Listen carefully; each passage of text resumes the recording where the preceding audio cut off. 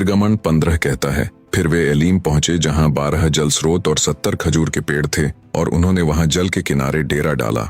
और आप इस वीडियो में देख सकते हैं, यह जगह मिल गई है। यह वही जगह है जिसके बारे में बात की गई है और यह बाइबल के पाठ का समर्थन करती है। आज भी यहाँ बहुत सारे खजूर के पेड़ हैं और ठीक 12 कुएं हैं। यह स्थान इजरायलियों की सभी आवश्यकताओं को पूरा करने के लिए पानी उपलब्ध किया होगा। यहाँ आप खजूर के पेड़ों और कुछ कुओं के साथ इस क्षेत्र को देख सकते हैं। इस क्षेत्र के सऊदी स्थानीय लोग बताते हैं कि यह स्थान एलीम है और जब से उन्हें याद है, इसे इसी नाम से जाना जाता है। 2. सिनाई पर्वत के संदर्भ में निर्गमन 19:18 में लिखा गया है कि पूरा पर्वत धुएं से ढका हुआ था क्योंकि प्रभु आग के रूप में उस पर उतरे थे। उसका धुआं भट्टी के धुएं की तरह ऊपर उठ रहा था और पूरा पर्वत तीव्रता से कांप रहा था। आज भी इन पहाड़ों की चोटियों पर काले निशान स्पष्ट रूप से देखे जा सकते हैं जो जलने के प्रमाण प्रस्तुत करते हैं। चट्टानों की बाहरी परतें काली हैं जबकि उनके अंदरूनी हिस्से भूरे रंग के हैं। कुछ चट्टानों के टूटे हुए टुकड़ों में यह भिन्नता और भी स्पष्ट रूप से देखी जा सकती है। इन विशेषताओं से यह पुष्टि होती है कि यह पर्वत और इसके आसपास के क्षेत्र आग और धुएं से ढके हुए थे। 3. दिलचस्प बात यह है कि सुनहरा बछड़ा मिस्र के झूठे देवता हथौर का प्रतीक था, जो मिस्र के प्रमुख देवताओं में से एक था।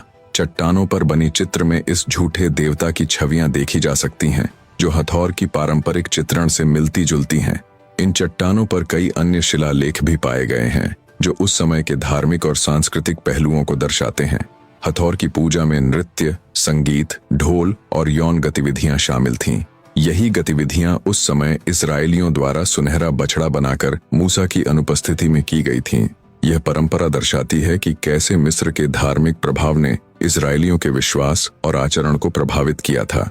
4. यह एक महत्वपूर्ण तथ्य है कि इस पर्वत के तल पर एक वेदी के अवशेष मिले हैं जो बाइबल में वर्णित घटनाओं से मेल खाते हैं।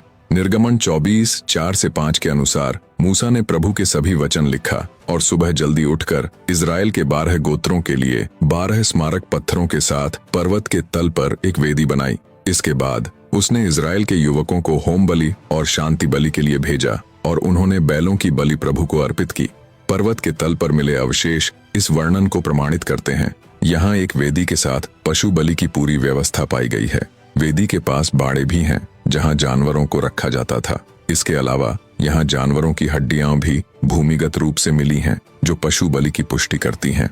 बाइबल में इजराइल के 12 गोत्रों के लिए 12 स्मारक पत्थरों या स्तंभों का भी उल्लेख है। दिलचस्प बात यह है कि यहाँ पाए गए पत्थर बाइबल में वर्णित विवरण से पूरी तरह मेल खाते हैं। स्थानीय निवासियों के अनुसार पहले ये पत्थर अधिक स्पष्ट और संरक्षित अवस्था में थी। यह स्पष्ट है कि इस पर्वत के तल पर मिले अवशेष बाइबल के विवरण और ऐतिहासिक घटनाओं के बीच एक गहरा संबंध स्थापित करते हैं।